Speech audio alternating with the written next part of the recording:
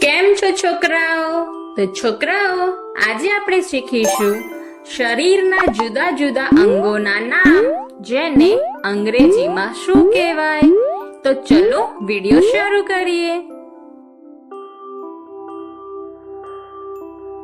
આ છે માથું. માથાને ઇંગ્લિશમાં હેડ કહેવાય. આ છે માથાના વાળ, જેને અંગ્રેજીમાં હેર કહેવાય. આ છે કપાળ. તો કપાળને ઇંગ્લિશમાં ફોરહેડ કહેવાય. આ છે ભ્રમર, જેને અંગ્રેજીમાં આઈબ્રો કહેવાય.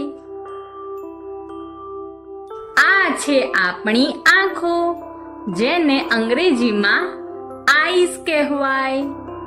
આ છે કાન, જેને અંગ્રેજીમાં ઈયર કહેવાય.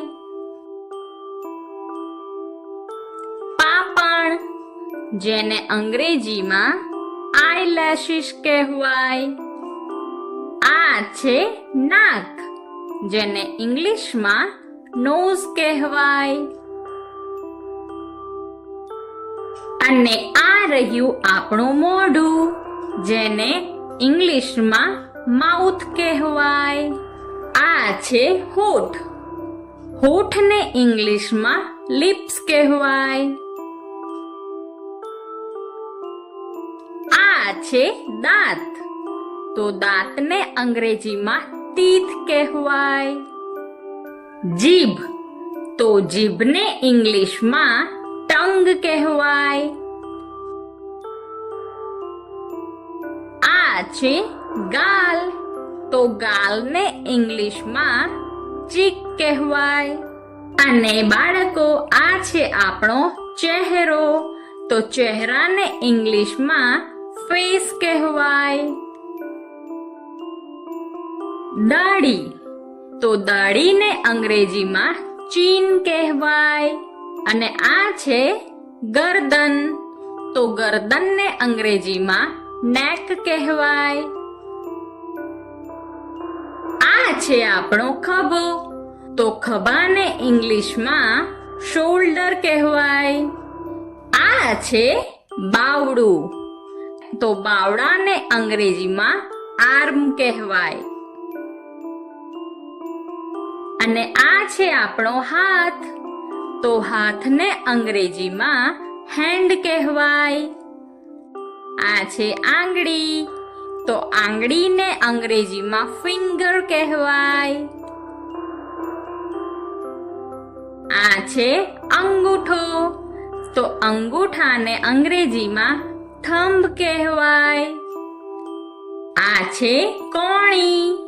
તો કોણીને અંગ્રેજીમાં એલ્બો કહેવાય.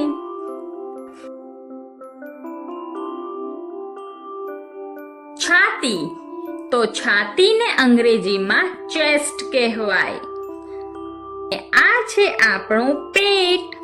તો પેટને અંગ્રેજીમાં સ્ટમક કહેવાય. આ છે ઘૂંટણ. તો ઘૂંટણને અંગ્રેજીમાં ની કહેવાય. આ છે પગ. તો પગને અંગ્રેજીમાં લેગ કહેવાય. આ છે આપણા પગના પંજા. તો પંજાને અંગ્રેજીમાં ફૂટ કહેવાય. આ છે પગની એડી. તો એડીને અંગ્રેજીમાં એન્કલ કહેવાય. આ છે પગની આંગળી. તો પગની આંગળીઓને અંગ્રેજીમાં ટો કહેવાય. અને આ છે નખ. તો નખને અંગ્રેજીમાં નેલ કહેવાય. વાલા બાળકો, જો તમને આ વિડીયો જોવાની મજા આવી હોય તો અમારી ચેનલને લાઈક કરો, શેર કરો અને સબસ્ક્રાઈબ કરો. Thank you.